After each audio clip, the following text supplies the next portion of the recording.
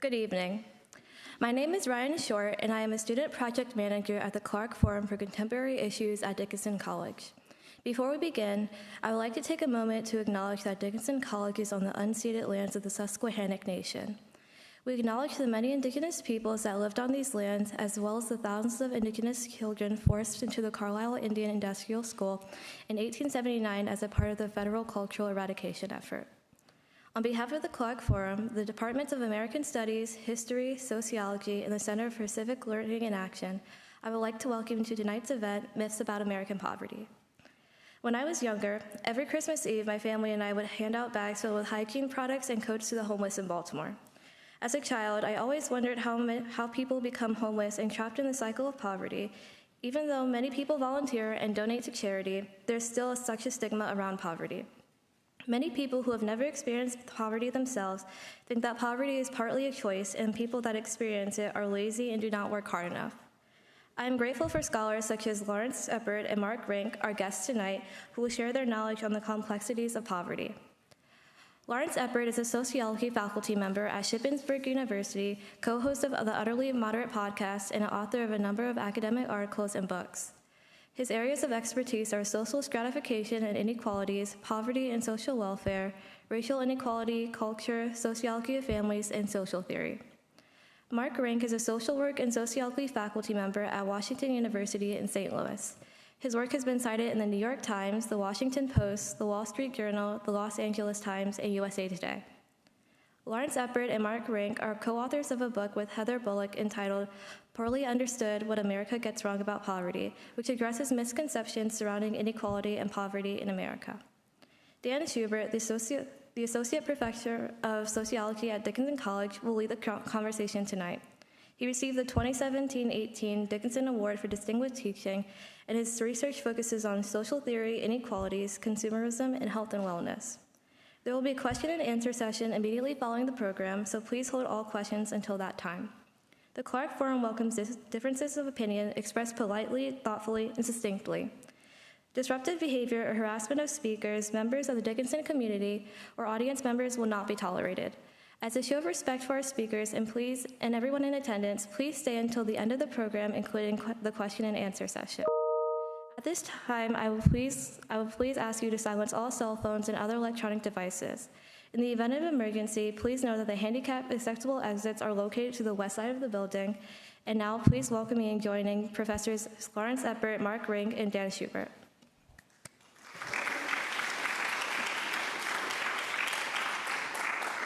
Thank you. Am I on? Can you guys hear me?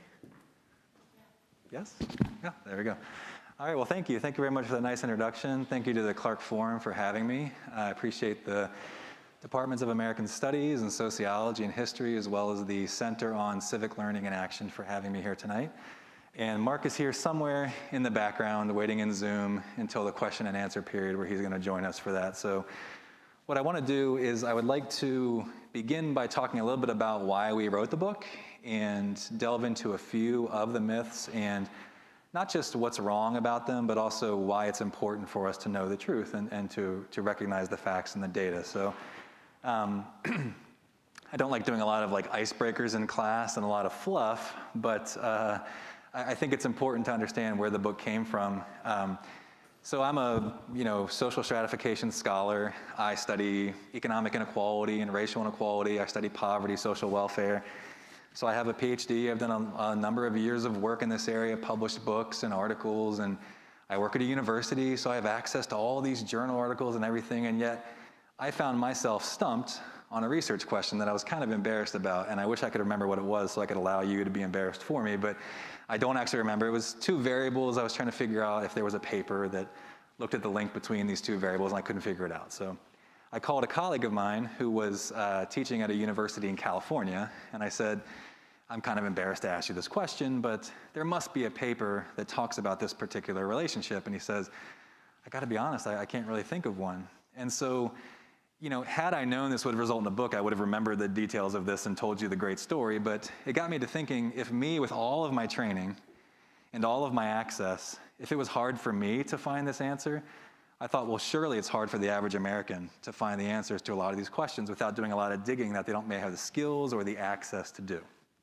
And so, can you hear me with the mask on okay? I don't want to be a super spreader. I'll be in the news tomorrow, not for this, but for being a super spreader, which would be the worst way to go viral. So anyhow, but I called Mark and I said, I have this idea for a book. Each chapter will be a myth.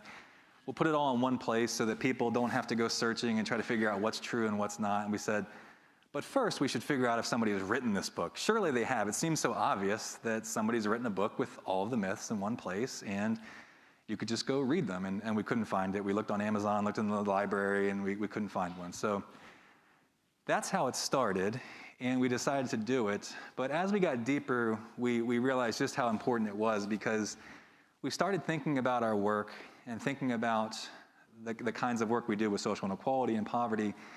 And there's been a lot of really great research which shows that it's not just that people get these issues wrong. It's not just that people oftentimes, when they think about social problems, they have the facts either wrong or partially right, or they've sort of heard from a friend of a friend something that's not necessarily true. It's that they get it wrong and it informs the decisions that they make, right? So getting it wrong about poverty, getting the facts wrong about race and many of the problems that we talk about in sociology and the social sciences, it impacts your racial prejudices, it impacts your prejudices about the poor, it impacts then how you translate that into discrimination, but it also impacts your policy preferences and your views of government and whether or not you're willing to support people in their endeavors to actually mitigate and alleviate these problems. So it became important to us to do this work, and so we dove in. Now tonight, I don't want to go through each myth. Now as we go into the Q&A, you can certainly ask about each one, but nothing could be more boring than me sitting up here reading the book to you. So what I'll try to do is I want to tackle a few of these myths and talk about why they're myths in the first place, but then also get down to the details of why it matters. Why do we care? Why is it so important that we get the facts to people and help them understand that, no, this is a really misleading way to think about this particular issue. Here's the way you might think of it otherwise. And so I'll start with a myth that we dive into rather deeply in the book, which is the myth of race and poverty. So when I say something is a myth, I don't mean that there's no connection between poverty and race. What I mean is that the way that we typically talk about it is a myth. The way that it is often talked about, not by everybody, lots of people are either fully aware or partially aware of the nuances of this issue, but historically, poverty in the US has been thought of by a number of people as a black problem. That's a problem of other people. And the data is pretty clear on this, and so you could kind of say, well, chapter over. we'll just Xerox the US Census data on this, and we'll put it out there for people, and they'll see it, and they'll realize that the problem's over with. But it's not just debunking the myth, it's also getting people to think about what is it about this myth, and what does it reflect about us, and how does it impact how we think about social groups, how we treat social groups, and the types of social policies that we're willing to support as a people. So it's quite obvious that most poor Americans are not African American. So if you look at the percentage of the poor here that are black Americans, it's about 23%. And if you look at the percentage of African Americans that are poor, it's about 20%. So disproportionate, yes. So the number of African Americans in poverty is proportionally, it's higher than you would expect, given that the national rate's only 11.4%. And so the first myth we wanted to debunk was that poverty is not a black problem. Most poor people are not African American. Most African Americans are not poor. But we also wanted to talk about a second part of this, which is because the retort we often get from people when you say that is, well, yeah, but they are disproportionately poor, and explain that to me. And there's a whole host of prejudices that are sort of loaded into that question, right? Now, there's a variety of ways we talk about it in the book, but one of the most obvious ways that, or one of the most obvious reasons why we see this racialized poverty has to do with racial segregation in neighborhoods. And so some of the best work on this comes from a scholar named Patrick Sharkey. He's written a book called Stuck in Place. And there's been some great work by Raj Chetty and others, but this comes from Patrick Sharkey. And what he's looking at here is not just if you're living in a neighborhood that's poor, but also has multiple dimensions of disadvantage. And what he finds is 78% here on the right of the most recent cohort in the data, 78% of African American children are raised in highly disadvantaged neighborhoods, compared to 5% of whites. And so there are a whole host of reasons we could talk about for why African Americans are disproportionately poor. But a big part of the discussion is communities and neighborhoods and racial segregation. And when you look at these numbers, it's quite obvious that they shouldn't look like this because 78% of African Americans are not poor. So something else is happening here. And in fact, when you do look deeper at the numbers, you find that is the case. There must be more than just poor folks living in these communities, and that is the case. So 50% of high-income African Americans live in high-poverty neighborhoods. And about half live in disadvantaged neighborhoods across generations. And so the question becomes, well, what does that mean? Why does that matter? Why that matters, and I'm going to show you some of the research in a moment, is because neighborhood effects have a profound impact on a whole host of life chances. And we've known this in sociology for a long time. We've had a lot of great studies about this. But just recently, we've been able to quantify this on a much larger scale with some really large data sets and are able to show that things like incarceration, whether or not you're incarcerated later in life, whether or not you earn a high income, whether you get married, whether when you have children, if you stay with your partner, a whole host of outcomes in life are not just about household disadvantage, but they're about neighborhood disadvantage, and that they're separate phenomena, so that they operate differently. They often go together, but they operate differently, so that even a household that is advantaged at the household level, we see statistically speaking, if you could, I have 4 kids. I know, I'm killing the environment. But if you ever see your kids play that claw game in the arcade, right? So my kids, it's a waste of money. The claw's built, so it can't pick any of those teddy bears up. But if you could take that household, right, that poor household, and pick it up and take it away somewhere else and drop it in a different kind of neighborhood, that's the idea of using this kind of method to look at these households. You're trying to control for the household disadvantage, right?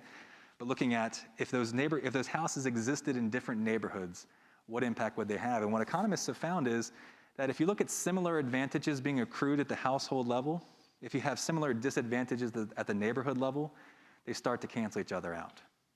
This is a huge part of the answer to why we have disproportionate poverty by race in this country. And so it's not just enough to say, well, most poor folks are not actually African Americans, right? And most African Americans are not poor, but also to tackle this particular question. Right? Why is there a racial connection? Because there is, but the myth gets it wrong. Now, here's Carlisle, which I recently learned by moving to Pennsylvania I'm saying wrong. It's Carlisle, so I just can't make myself say it that way. I'll get there eventually. But this is Carlisle, and so what we do here is, and all this, by the way, if you're interested in these data, these are all publicly available. So you can go to Opportunity Insights. It's a website run by Raj Chetty, who's the economist who's done this, and this is tens of millions of tax returns made available to you with a very easy user interface, and you can do all the stuff that I'm showing you right here. It's really amazing. It's a pretty amazing time to be alive in terms of data. So in Carlisle, if you look at where people grow up, in some neighborhoods, if you look at, again, poor males, so we're not going to compare rich kids in rich neighborhoods and poor kids in poor neighborhoods. So low-income males at the household level. In some neighborhoods, this is their upper mobility rate. You can see the key down here. This is your upper mobility rate. About 5% are able to ascend, which is sort of the key idea of the American dream, right? That you're able to escape your background, regardless of where you came from, you can rise. About 5% are able to rise in the top 20%. Drive a few minutes away, and it's 18%. Now this is not the biggest of urban centers. And so if you look other places in the country, the pattern holds, but it's more pronounced. So let's look in Pittsburgh.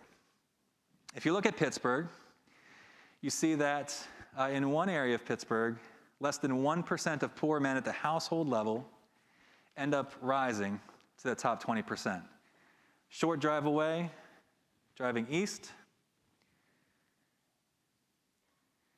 Again, these are poor men at the household level.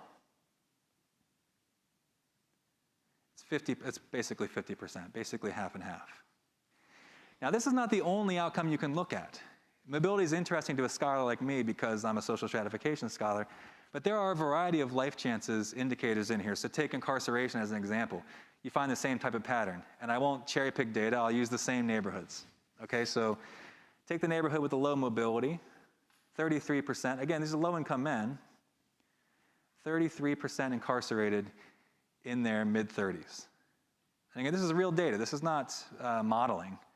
This is tax return data of men in their mid-30s, linking it back to the tax returns of their parents and seeing where they grew up and seeing what the connection is between their community of origin and where they ended up in terms of life chances.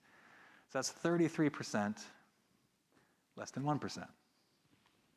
So this was a really groundbreaking paper. This came from a scholar named Raj Chetty.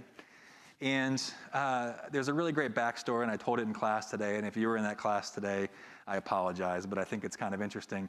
He went and worked for the IRS, doing reworking their code, I believe, to help them better organize their system, and then in exchange got to use anonymous data. It wasn't, the data had numbers on it. But what they found was they looked across the entire country, all commuting zones, they called them, which were metropolitan areas, basically, across the entire country, and they looked at a whole host of variables. And what they wanted to determine was which variables most strongly correlated with mobility across all of the country. And here were the 5. Now, there were a lot that they saw that had strong relationships. These were the 5 that had the strongest, and these are the 5 that he actually testified in front of Congress about. So the first was single parenthood. So again, and they're not talking about at your household level, but living in a neighborhood, regardless of your family's characteristics, with lots of single parents, ended up being negatively correlated with mobility, so less mobility. Social capital. Anybody know what social capital is? I asked in class today, but oh, here we go. Yes. Knowing the right people, right? The people you know and the resources they can make available to you, right? So social capital. For the longest time in sociology, we were like, we know this matters. We know this matters. And we had a bunch of small-scale studies, and now we're able to quantify this in a really powerful way. So social capital matters. These are test scores. Now, you might say, well, that's not really a proxy for school quality, except they controlled for income. So they were trying to see how people of similar incomes were scoring across the country. So it was imperfect, but a decent proxy for school quality. And that was also strongly related. Gini coefficient, which is a measure of income inequality. So neighborhoods that were really unequal ended up being really bad for mobility. And then fraction black, a proxy for segregation, ended up being really, really important. Now, this is a really fascinating paper. It was in 2014, and it really changed the way that we think about communities. And there's a whole host of things in there. I won't bore you with all the details, but I should say one really interesting thing they did. One of the retorts you might get from people when you say that some of these things matter. Well, maybe everybody in that neighborhood had no social capital, right? So you're not really looking at neighborhood effects. So they took an additional step. So look at the single parenthood correlation. What they did was they said, okay, let's see if single parenthood is still correlated with mobility for people who themselves live in married parent households, right? So themselves, that's not, for whatever types of issues that might cause people, being stressed out, not having time for your kids, having to work 2 jobs, those sorts of things, not occurring at the household level, but occurring in the neighborhood. And it was also strongly correlated, even for kids who themselves had 2 married parents. So not having a lot of adults in the neighborhood, having mentors, those sorts of things, all of the different ways in which that might mattered even for kids who themselves weren't experiencing that family structure. So again, this gets back to the issue of not just understanding that, what proportion of African Americans are poor, what proportion of the poor are African Americans, but also understanding the profound effects that the social structure, the structure of our society is having on different groups, and how it explains that disproportionate poverty that we were talking about. So that's one of the first things we do in the book, is deal with the myths themselves. which seem rather straightforward to debunk. What's the data? What does the data say? And we can sort of present that. But the second thing we wanted to do was talk about what are the consequences? Why does it matter? So I'll ask you, why does it matter? Who cares? If you ask me, well, you know, speakers with a slightly better shade of blue on your shirt actually do much better in presentations than speakers with a different shade of blue. I'd fall asleep bored, right?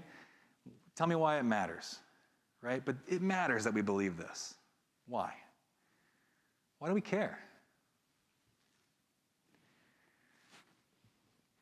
Much of our racial prejudice is tied to this idea.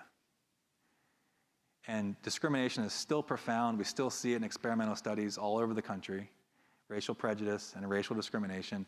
And much of it is tied to this idea that African Americans aren't working hard enough, have poor work ethic, are making bad choices, bad morals, whatever the case may be. So all of this is tied up in those particular racial ideologies. Does that make sense? So that's one reason to debunk it.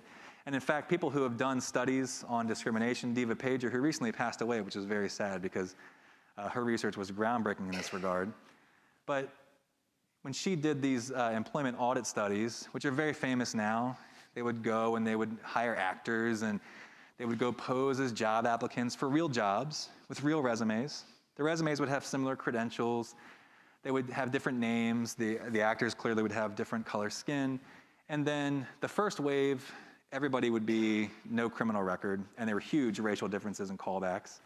The second wave had some felony convictions, and they found that still, skin color was still a bigger penalty, slightly, than a felony conviction. So I bring this up because if you look at her research, when she goes back and she does debriefing with the people who were involved in the experiments, with the business owners, what she finds is she believes pretty strongly, and she argues pretty strongly, that it's really implicit bias.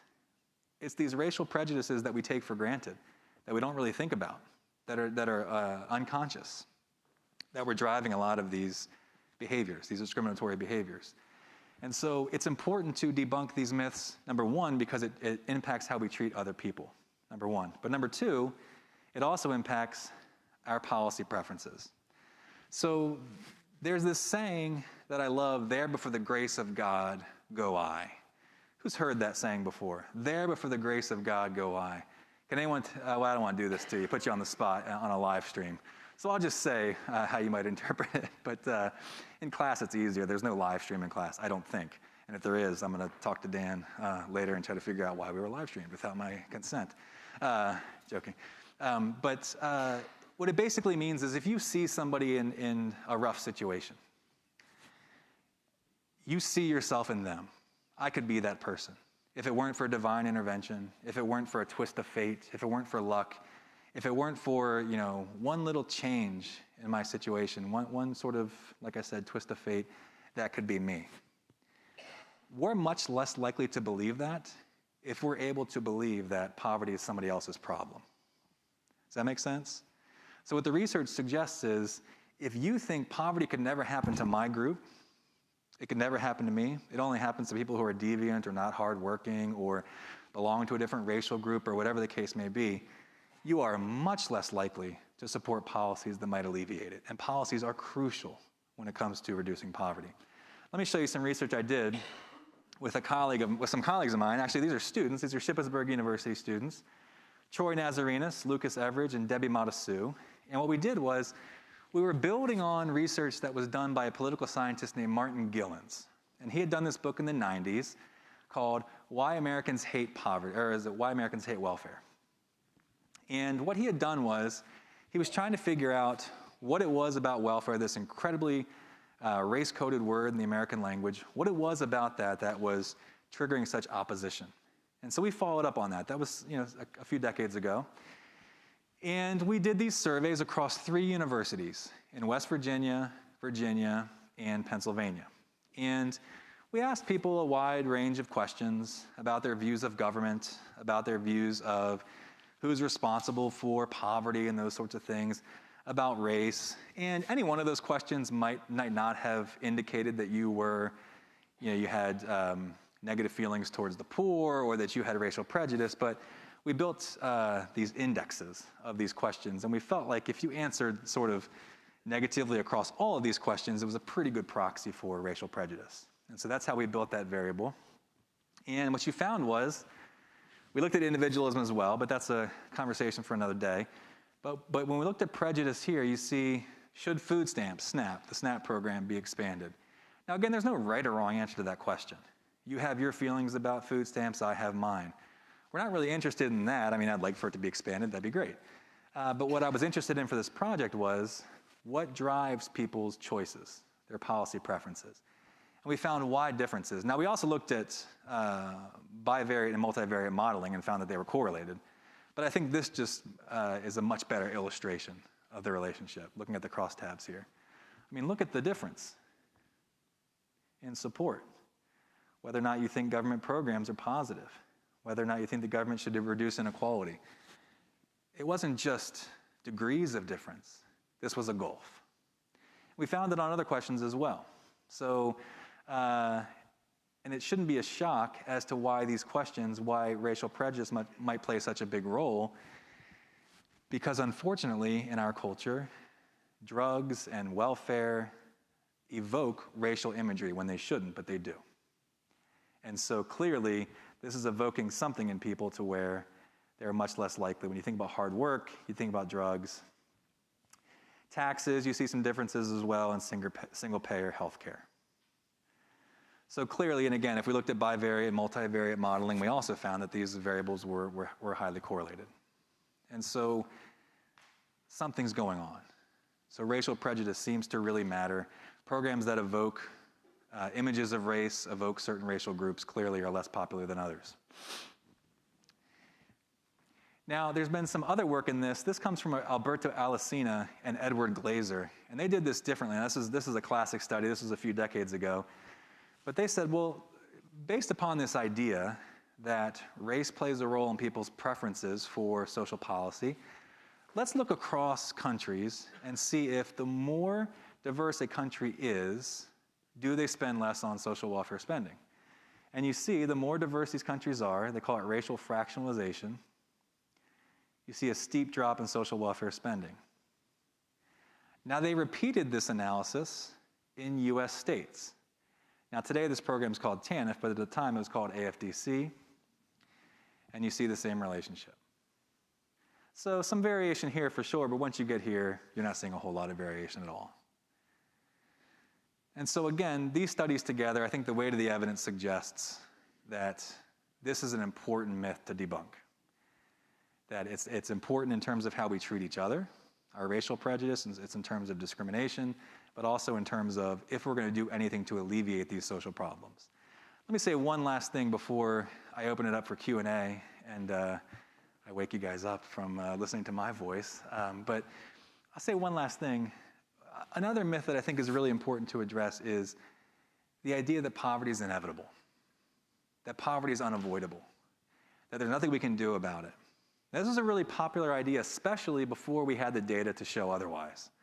I had a student come up to me a few semesters ago, and she said, you know, in class you talk about how successful social welfare programs are. And I believe you, and you seem like a nice enough guy. And I'm like, well, thanks, I guess. What are you going to say next? And she says, but my family says something different. I say, okay, well, let's hear it. Well, my family is a big fan of Ronald Reagan, and he says that these things don't work. I said, well, he doesn't currently say that, but fine. So he used to say that, right? And is he wrong and I'm right, or am I right and he's wrong? And I gave her an honest answer, and I wasn't lying. I wasn't trying to make her feel good. I wasn't trying to, like, you know, cool down any tensions that might exist when I tell her parents they're wrong or right. I said, well, he may have felt he was right given the data he had available to him. And here's why I would say that. He based that idea on some books by folks like Charles Murray, who were really kind of looking at the US welfare system. And they weren't getting the results that they wanted, and so they cast it as a failure. Okay, fair enough. And if that's how you frame the issue, then fine, then you consider it a failure. But they didn't have access to the data that we're looking at today. And so I can't really tell you who's right in that disagreement because we're not disagreeing about the same data. Does that make sense? They didn't have the Luxembourg income study. They didn't have the kind of OECD reporting data that we have today that's publicly available that I can go pull up on my laptop in a few minutes in my office. And so now we can do that. And so I said, so you can go back home and you can tell your parents that I didn't say Ronald Reagan's a terrible person. But this is a teachable moment because this is really about data literacy. This is about keeping current with the research, about reading good media sources, et cetera. And so what we find is the opposite's actually true. Poverty is avoidable. Some countries have very low poverty rates. Some countries have sort of moderate poverty rates. And some countries' poverty rates are very high. Same thing when you look at economic inequality. Some countries are off the charts. Some countries are in the middle. Some countries are low. And lots of things matter. It's not just about social spending. It's not just about taxation. But if your question is, can you do something about it? The answer is unequivocally yes. And there's a strong relationship. So if you look left to right here, I won't bore you with the details of the scatter plot and how to do correlations, but and a lot of you have probably taken statistics courses, but there's a strong relationship here. And as you go left to right, you see social spending strongly correlated. And you don't have to be, well, this is child poverty, sorry. And you don't have to be, Denmark or the US. There are countries in the middle that have a modest level of social welfare spending and also have much better poverty rates than us. Now, one of the retorts I get from folks when I do this kind of research is, well, how do you know it's really the social spending? Maybe societies that spend a lot of money on programs to help families and to reduce poverty are already equal, and because of that, they spend a lot of money. Okay, well, that's a reasonable argument. And so this paper I did with my colleagues, give them credit, Eric Nelson, Cynthia Cox, and Eduardo Bonilla Silva. So we did that. We took a look at the data on pre- and post-transfer poverty rates, pre- and post-transfer inequality rates. And so what we did was we said, okay, let's look at what the rates are before the government does anything. Before the government takes those annoying taxes out of your paycheck. Before the government gives things to people in the form of social programs. What are the rates then? What's the Gini coefficient then, measure of inequality? And then what is it after? And is it still highly correlated? The impact it's having. And in fact, it is, right? So you're seeing the effect of government itself is highly correlated. And just to give you another visual representation of that, this comes from Max Roser. He has some great data that's available with these really great graphics. You can see this is a measure of inequality, Gini coefficient here. This is before the government's involved. Before the government taxes your income, before the government gives things to people in the form of social programs, and then afterwards. And you can look, some countries drastically reduce that inequality. And others reduce it somewhat, and then some reduce it not so much at all. And so those are two of the big important myths that we tackle. There are a variety of others. We tackle welfare fraud, and you find that, like anything in any country, there is fraud. People do bad things, but it's not off the charts. It's something like 2% for the food stamp program. We tackle questions about social mobility, et cetera. But at base, what we're looking at here is these are difficult myths to get rid of because they reflect something about how we feel about these groups. They reflect something about how we feel about the poor, something about how we feel about non-white communities. And we can go on down the list, immigrants, and we can keep on going. And so we have a lot of work ahead of us. And we hope this book is one action in that regard.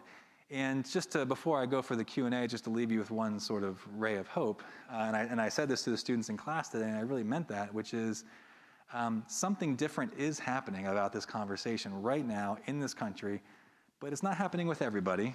It's mostly happening among the young, which is good.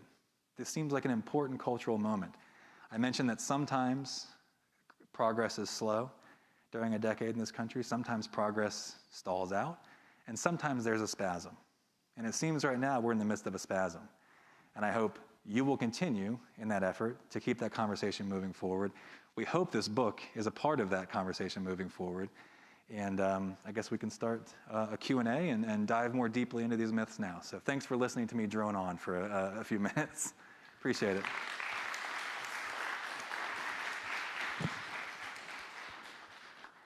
It is now you can see my colleague Mark, and you can pepper him with some questions. All right. It is now time for the question and answer session. Because this event is being recorded, please wait for the microphone to reach you before asking your question. We reserve the first questions for students, and then we will open it up to the rest of the audience. We will now take the first question. Mark, you there? Can you hear me, Yeah. Mark? Ah, there you are. I'm here. Let me just figure out how to get you full screen here. Now, if you'll reserve your hardest questions for Mark, who's in St. Louis, I would appreciate that. Can you see me, Mark? I can see you, Hello. yes. All right. Hello. Over here. What would you say, or is there research on what the most effective form of social spending is for like decreasing poverty? Mark, did you hear that question? Yeah, I did.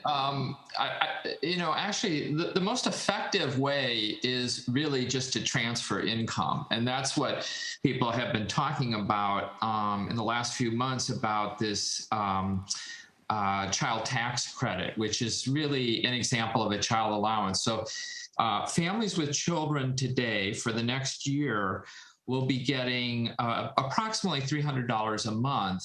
And there's one study that estimates that by doing that, we could cut child poverty by 45%. So the idea of a child allowance, or also of thinking about a universal basic income, is really the most straightforward way of dealing with poverty and probably the most effective way. And it's interesting that that idea actually has some proponents on both the left and the right side of the aisle. One of the interesting things about child allowances is, if you remember the data on child poverty and the relationship between social spending and child poverty, you saw that rather strong correlation. Many of those countries that achieve those reductions in child poverty are actually doing so through the just direct transfers of payments to families with children that Mark's alluding to. And I should just add one thing. We get kind of pessimistic about programs in the US. Our post-transfer poverty rates and income inequality numbers are better than they were before the government was involved. So we do have government actions that work. It's just not as pronounced as these other countries. And our most successful, can anybody guess what our most successful anti-poverty program is in this country? Might not be one that you're thinking of when you think of, well, means tested, it's got to be means tested and targeting the poor, but it's our most successful one. Social Security. Social Security. So Social Security, along with Medicare, reduces elderly poverty from around 40% to down below 10%. So there are things we can do, and I think child allowances is a good example of that.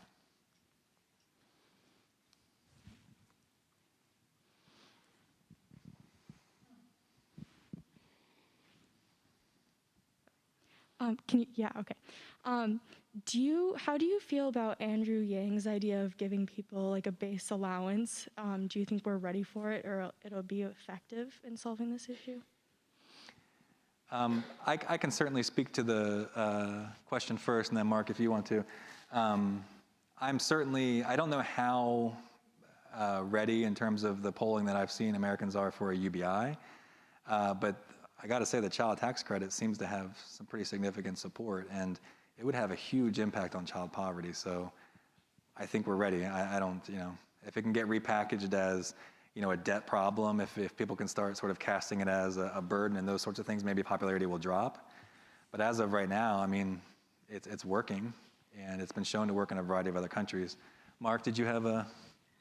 Yeah, that was kind of what I was saying before about a universal basic income or a child allowance is probably the most straightforward way to deal with poverty. I think, Andrew Yang was proposing $1,000 a month over the course of a year. In some respects, it's a tough sell in the United States because people will say, well, you're giving people for nothing. There's nothing in return. However, as I said before, this idea actually has kind of support on both the right and left. Interestingly, it was originally proposed by Thomas Paine around 1776. Milton Friedman in the early 70s was a real proponent of a universal basic income. President Nixon proposed an idea and it almost passed through Congress in the early 1970s. So it's an idea that's been around for a long time, but it's now come to the surface. And yeah, what Lawrence was saying about the support for a child allowance is kind of a subset of a universal basic income. So I think Lawrence's comment that we're in a time right now where we're seeing some pretty dramatic shifts in thinking could bode well for a universal basic income.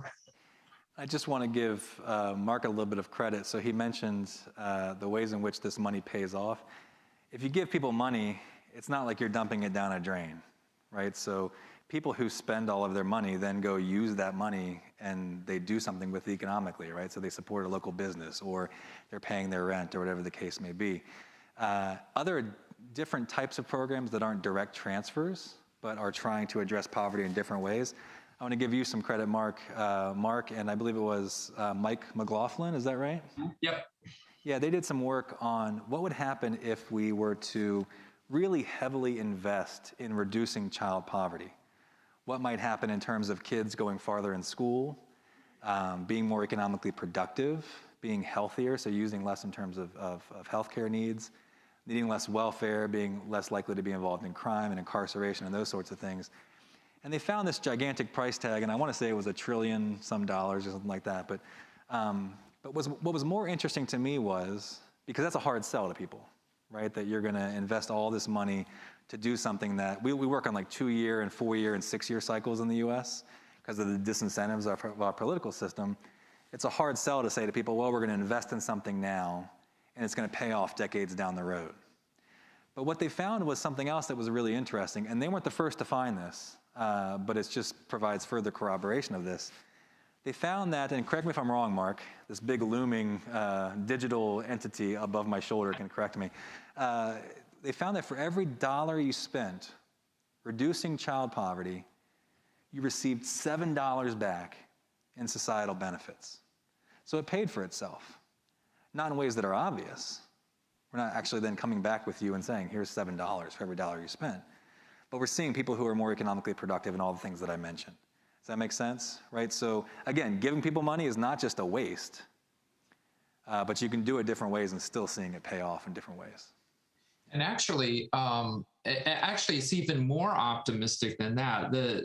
There was a range of a couple estimates that we had, and it ranged from for every dollar you spend reducing childhood poverty, you save between $7 and $12 down the road. So that's a huge bang for the buck. And the argument that we make is that it's not that we're not paying for poverty, but we're paying for it on the back end of the problem. We're paying for it with a less productive workforce.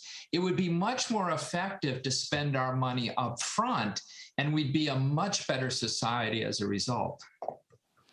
That's a hard sell. I mean, this is if you're elected into the House of Representatives, you immediately need to start raising money to get elected again, even if you're a great person. If you want to stay in office and be a great person in office, the disincentives are that you need to start thinking about the next 2 years, not the next 40 years. But he's right, the research is clear on that. And he's not the only one who's found that. His study was important, but just to give some corroboration, the economist James Heckman's also done some very similar research and found very similar things. So, and by the way, I should say, whereas Mark's research was based upon some very good statistical estimates, the James Heckman research was different because the James Heckman research actually followed real people over the course of their lives. And that's how they came to their estimates of the societal benefits. And so they were finding that in a real real life chances, real outcome sense, people were less involved in crime, less likely to be incarcerated, all the things that I mentioned, gave more to tax revenues, those sorts of things. So it's positive, it's optimistic, but it's also hard given our political disincentives, as I mentioned.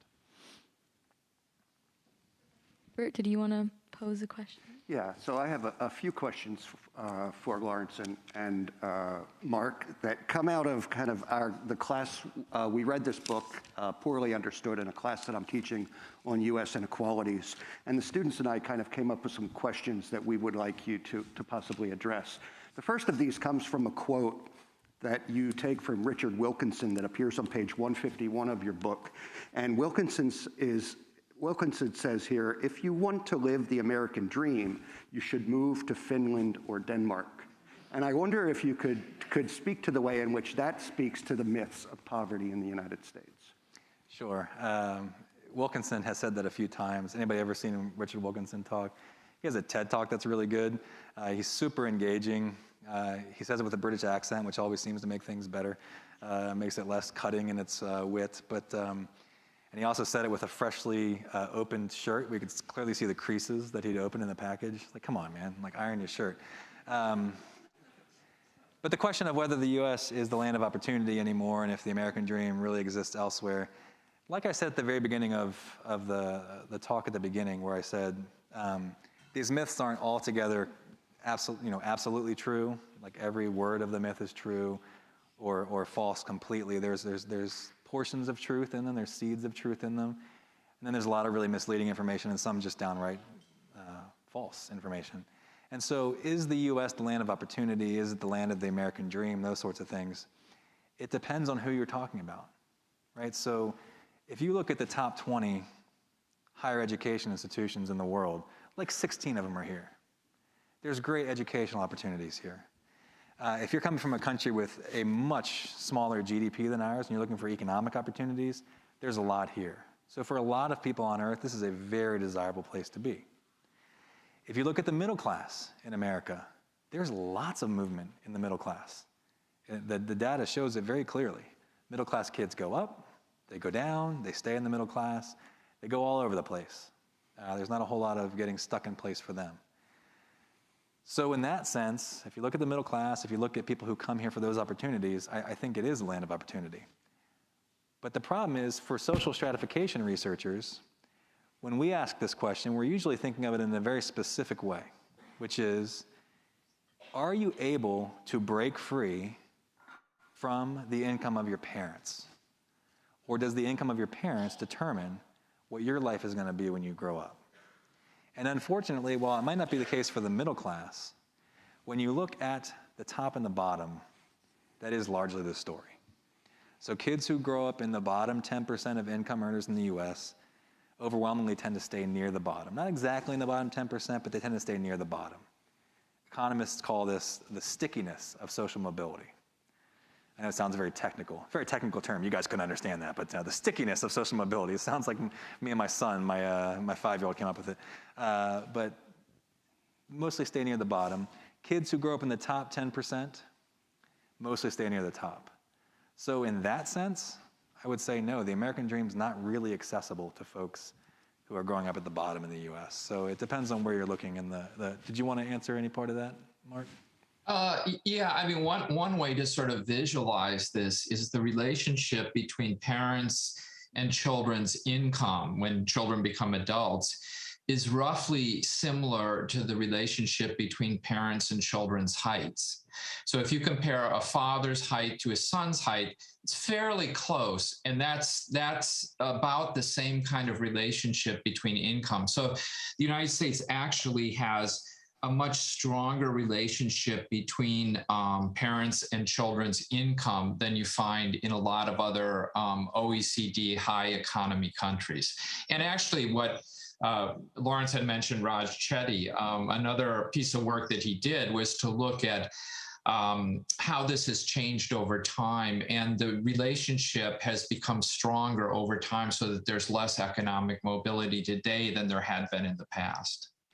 I would just add one thing that didn't occur to me, which is you can look at the country as a whole and say, okay, all Americans, who's rising, who's falling, and that's the picture we painted for you. That's one picture. But if you make the argument that I've made, which is that we're living in very different types of communities, maybe different groups are having different experiences, and that is the case. So if you pull out white Americans and African Americans, and you look at their mobility numbers, they're very different. So if you look at just white Americans by themselves, their upper mobility numbers are pretty normal. They're pretty much what you would expect. We would look really good compared to other countries if those were our numbers. So that whole conversation about racial segregation and the disadvantages of our neighborhoods and those sorts of things, it's African American mobility rates should really trouble us. If you were to take African American, the label, off of the data and look at it, you'd say, this is not America. It's very troubling. And when I first saw the data, it comes from Pew. It's publicly accessible. You can look at it. I wasn't shocked by the bottom because I'm a researcher. I knew the data. I knew that if you're white and born into poverty, it's not easy to get out, but it happens. But if you're African American, it's even substantially harder. But then I looked in the middle. In the middle was where I found probably some of the most troubling data that I've ever seen besides the segregation data that I showed you earlier, which is the normal experience for white middle-class kids is to either stay in the middle class or to rise. The normal experience for African American kids is not to stay, not to rise, but to fall. And if that story wasn't happening, we would look pretty good compared to other countries. That's why I think it's so important to know these data. Did you want to add anything to that, Mark? No, I think you said that really, really well. I guess the only other thing I would add, I was just looking at this data, and the difference in wealth between white households and black households is really astronomical. The numbers that I was looking showed that it was about 20 to 1. And that's just astounding. I think this issue leads me to the class's next question, because we often hear that people who are in poverty or people who are near the poverty level, one of the things that could help pull them up is increased education. But in your book, you talk about the fact that although levels of high school graduation and levels of college graduation have increased over the last, I forget, 30, 40, 50 years, somewhere in there, as a macro strategy, increased education doesn't work to alleviate poverty or inequality. And so I wonder if you could speak to that as a myth. This get more education is going to solve the problem. Mark, did you want to address that? Yeah. Why don't I start on that? So the way to think about this is that getting more education is a great individual strategy for avoiding poverty. There's no question that individuals that have more education will earn more income in their lifetime, and they will have a much lower risk of poverty. However, as an overall macro strategy, it's just what you said. We've seen rising levels of education, and that has an effect the overall rates of poverty. And here's the way I like to illustrate it is that what we have is a game of musical chairs. And what we do, let's say we have a game where we have 10 players and 8 chairs.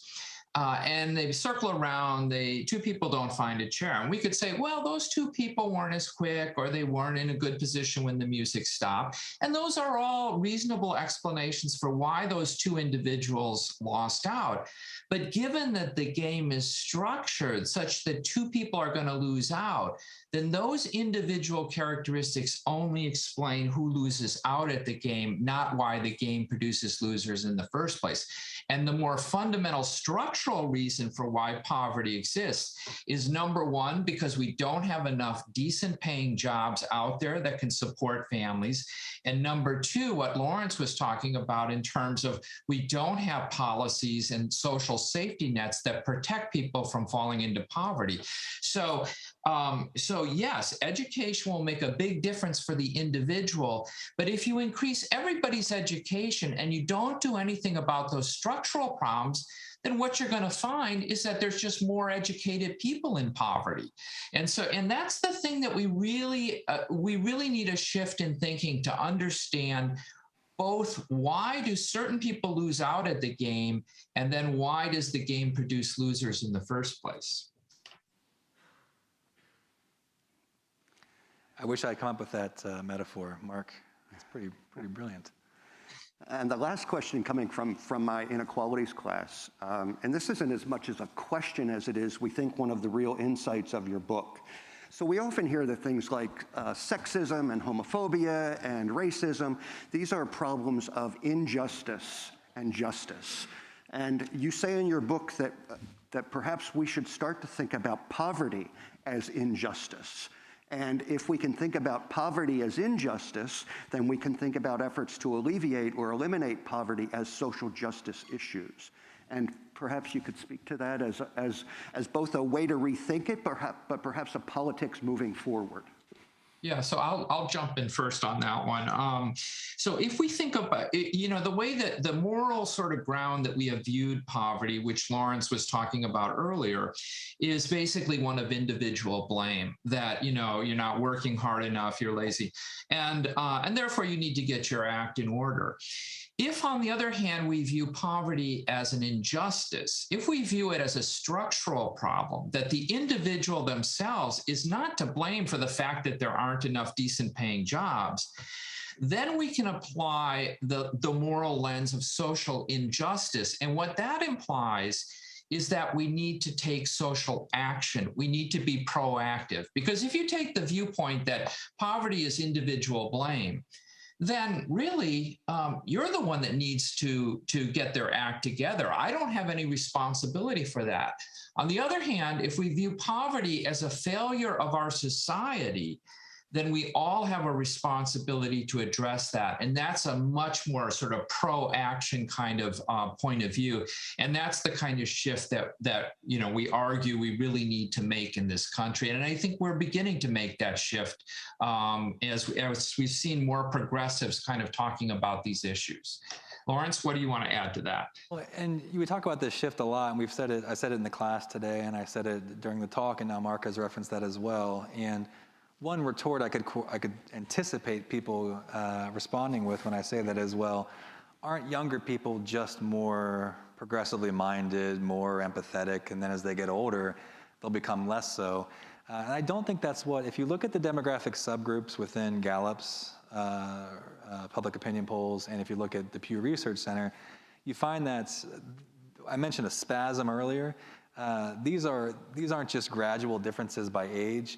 This seems like a generational difference, a very different structural way to view issues of racial inequality, issues of sexual violence, issues of economic inequality, poverty, et cetera. And so I think that conversation is happening, and we may just be sort of riding the coattails of of that change. And I wrote a book with Mark called Rugged Individualism about this very problem, about the fact that for so long in this country, we have thought about so many issues as being really about our own moral character, our work ethic, whether we're lazy or not, those sorts of things.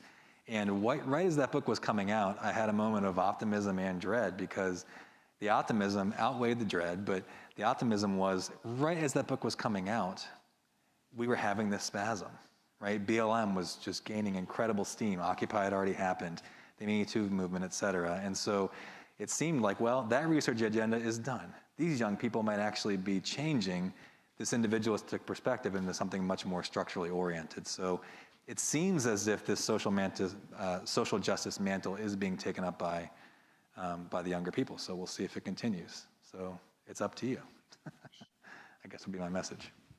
Anything to add, Mark? That's well said. Yeah. Any other questions? I see one up there. Yeah. Open it back up to the rest of the audience.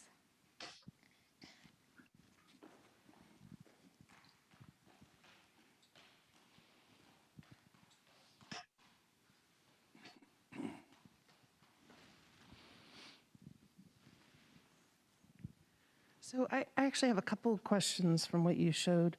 I was really interested in the very strongly positively correlated impact of social capital, and also of disadvantaged neighborhoods. And so, and the very strongly negative correlation with disadvantaged neighborhoods. So I'm wondering, aside from the income transfer that we've talked about already, what are we doing well to improve the disadvantaged neighborhoods and to improve social capital? And what have we done that hasn't worked so well? Well, and Mark, I'll let you speak to this in a moment. I actually was a fan of the last administration, not the whole administration. Please don't burn the place down. But when they were talking about doing things like economic opportunity zones and really trying to spur economic growth in neighborhoods, one of the problems they ran into, which is a problem we've run into over time, is that one of the mistakes we make is thinking that, well, businesses have something to offer people, right? And if they just decide to go start their business somewhere, then we'll have economic activity. Well, a business needs a consumer. People need disposable income. And so just saying you're going to spur economic growth in a neighborhood doesn't mean it's going to happen. And so it was really difficult to bring manufacturing or bring service sector jobs or retail to many of these neighborhoods. So one of the things we like to do is to actually spur economic growth within a neighborhood, create jobs, create educational opportunities, et cetera. Now, another slightly more controversial approach is to say, well, if you're not getting in that neighborhood, let's give people vouchers to go somewhere else. And this has actually been done, and it does work. Now, it's controversial, especially for people who live in those neighborhoods, because what they say, and I think there's some, I think that this is somewhat justified, is to say, so what you're saying is, you shouldn't fix my neighborhood, we should just get rid of it. Okay, I think that's a legitimate point that we should talk about. But setting that aside for a moment, does it work? And there was a really famous large-scale experiment, a real-world experiment done in the 1990s called the Moving to Opportunity experiment. And I use this experiment as an example in my classroom as why it's so important to be data literate, but also to keep up with the data and to always be reading good sources and the most up-to-date sources. This is the reason why your professors tell you have to do a literature review, and it has to be sources that are within 5 years of the year you're doing it. Because when I was in graduate school, we read this big book by David Grusky called Social Stratification. And in that book, they called the Moving to Opportunity experiment a failure. Now, that was in the early 2000s. Okay, so my impression was, yes, we know neighborhoods matter, but moving people out of neighborhoods actually didn't have any impact. It actually seems counterintuitive. Well, Raj Chetty, who we've been mentioned a few times here, went back and looked at the data with new eyes. Now, he didn't do it because he wanted to try to force the data to bend to his will, right? He had an insight from the literature, which was, we know from the literature that these types of things, these types of neighborhood effects, impact children differently at different stages in their lives. And so what he did was he looked at the impact of moving kids from disadvantaged neighborhoods to advantaged neighborhoods before they left elementary school, before the age of 8. And they found profound positive impacts. Better education, more economic productivity, more likely to get married, all the things that we look at in the social stratification research. But here was the problem, and here's why the initial analysis didn't find that it had any effect. The kids who were moved when they were older didn't just not reap those benefits, many of them did worse. Right? So many of the boys, for instance, that went to new neighborhoods when they were in their teenage years, rebelled, didn't react very well to the move. And so it actually ended up polluting the data in a way that made us think it was a failure. It was a lot of money for nothing. And so there are things that you can do. Your question was, can we do something to address this neighborhood inequality? One way is just to try to create economic growth there, to improve schools there, but that can be a difficult task, right? You can throw a lot of money at schools, but there's a lot of other stuff you have to do, and it can be difficult to spur economic growth there. The second part of this, the voucher program that I mentioned, it works, it costs money, and there is some controversy, particularly for people in those neighborhoods, as to whether you're basically saying we need to move people, especially because those neighborhoods are oftentimes African American. So you're saying we shouldn't have our neighborhood that we love so much? It's a controversial topic, but it's an interesting one that I think we should keep pursuing and keep researching. Mark, did you have any feedback on that?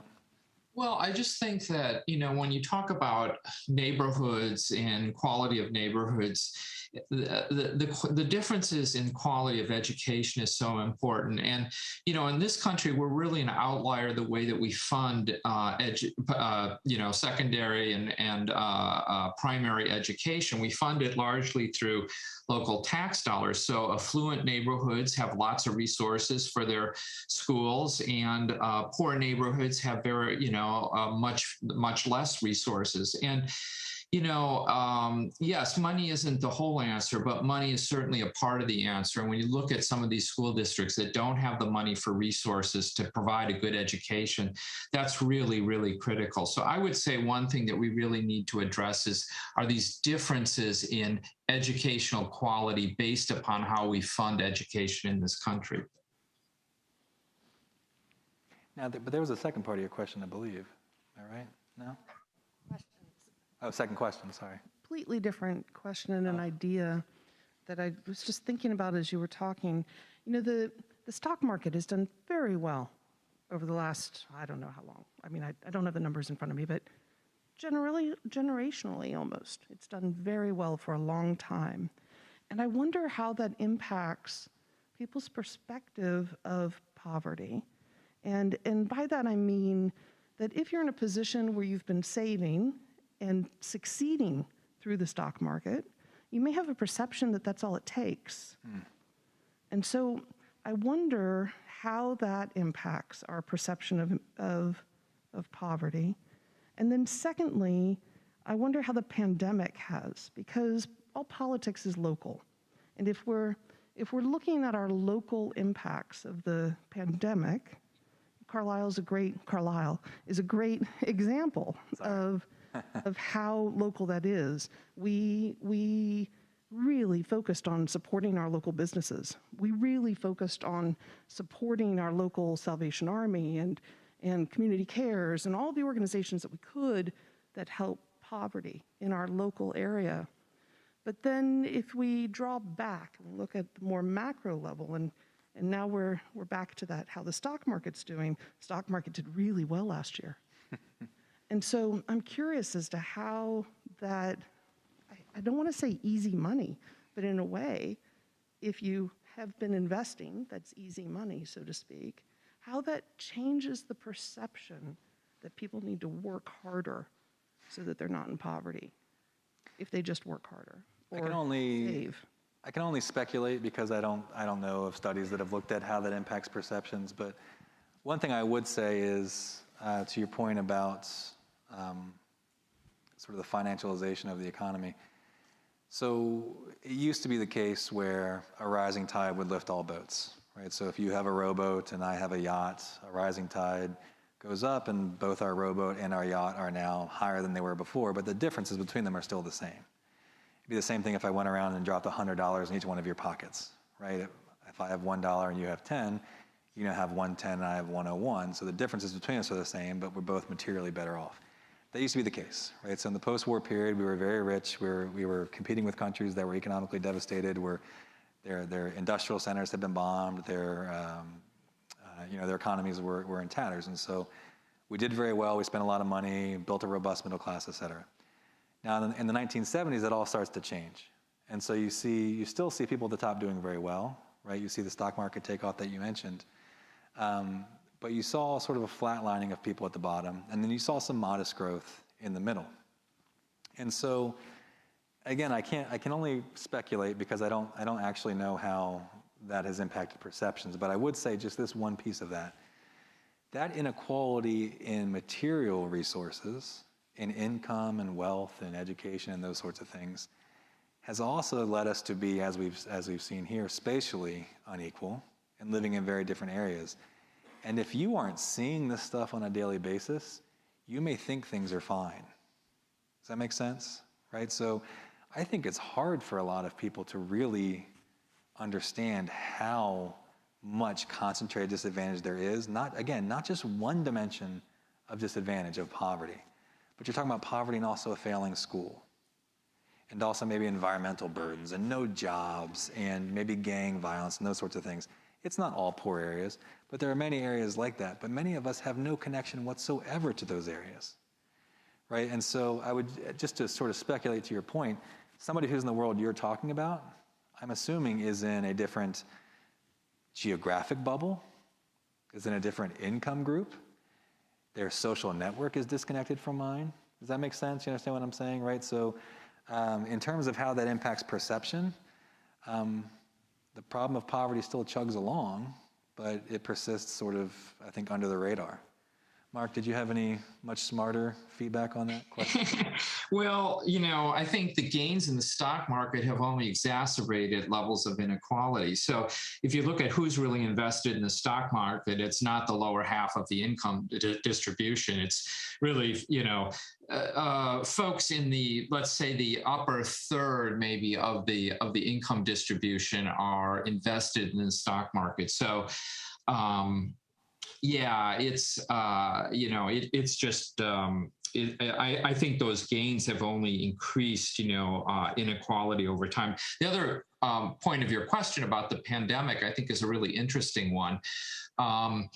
The pandemic, is something that's happened that again is structural, and so as a result of that, we see lots of people who have been suffering as a result.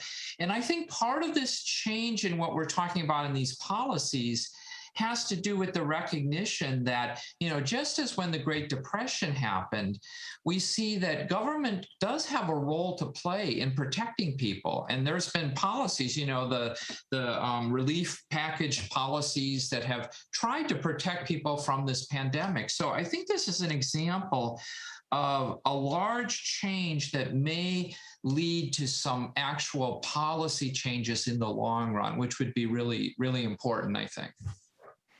And just to add one more thing to what you've said, many Americans talk about these issues in the abstract. I don't like taxes, I don't like government, until they see it working and then they like it, right? So people see that Social Security works and they like it. They see that Medicare works and they want the government to keep their hands off of their Medicare, right? And so one positive that may come out of the pandemic is, there was this great book by, was it Suzanne Mettler, I think, called The Submerged State. And what she argues is that many components of the American social welfare state would be much more popular if people knew they existed and they were having an impact on their lives. So maybe, as Mark mentions, people are seeing these checks being put into their account each month. They're seeing it show up and they know who it's coming from. Maybe that visibility of the state will have an impact on people realizing that, policies matter. It made my life easier during the pandemic, and now I don't have such a negative view of the government. We'll see. Maybe with our next book, which nobody will buy. It's very boring, but. We have time for one more question.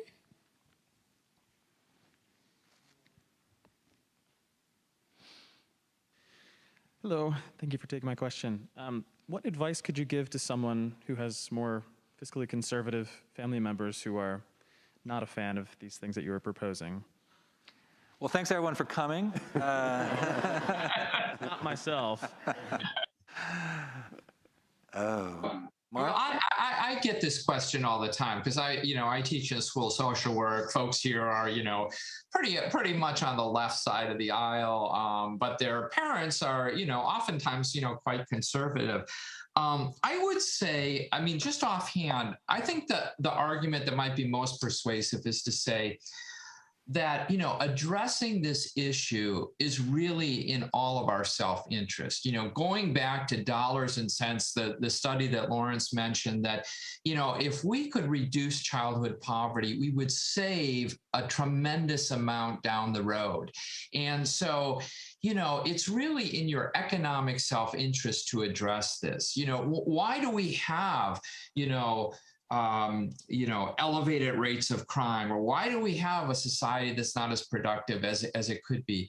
A lot of it has to do with the high rates of poverty that we have. So, I think that's one sort of avenue that one could take with somebody who's leaning more conservative and say, look, just from an economic point of view, it's smart to invest in our human capital. And that's what we're talking about here.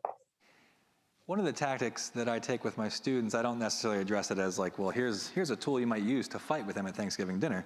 But one of the tactics I use with my students to really get to their particular political ideologies is to say, look, I know for a lot of you sitting in this class, the Denmark-US binary is uncomfortable because you don't like where we're at. You'd like for these social problems to be fewer and less severe. But you also don't want to be Denmark. You're not comfortable with that. My answer would be, well, there's a whole host of other countries you could be in between, right? And so there are many policies. One of the ones that baffles me that I can't figure out for the life of me why we don't address is healthcare. Because we can do healthcare for cheaper and still have high quality healthcare, right? So that's the kind of argument that I can make to folks who don't like big government and say, well, look, let's just have high quality healthcare like we have now, but get better equity and better access, but do it for cheaper, right? Wouldn't you like to have, buy that car that you're for $10,000 and that car for $5,000, same car, but buy it for $5,000? That'd be the argument that I would make, right? So we don't have to be Denmark to do that. We could be Germany. Germany has a very similar healthcare system to us. If you go look at it, it's a mixture of public and private. So those are the types of things I might say is not, if you're going to go full frontal assault with Denmark, good luck, my friend. But there's plenty of degrees of separation between Denmark and the U.S. and lots we could do. We don't have to eliminate poverty to make it much better and to ease a lot of people's suffering. This concludes tonight's presentation. Please join me in thanking Professor Rank, Professor Eppard, and Professor Schubert. Thank you. Thank you for coming.